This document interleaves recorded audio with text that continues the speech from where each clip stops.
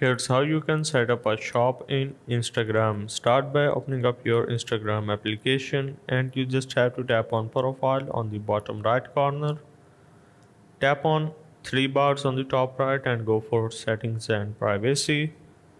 Scroll all the way until you see account types and tools and tap on switch to professional account and tap on continue.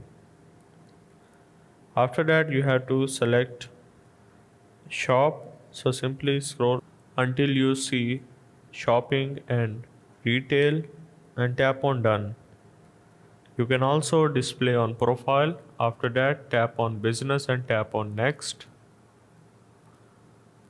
Now here you just have to enter your mobile number and tap on next again. You can also add couple of different information. Once you are done, as you can see, set up your professional account, grow your audience, introduce yourself. You can step by step complete all of these processes. So if I tap on cross, as you can see, my account has been set up. So that was a process of how you can set up a shop in Instagram.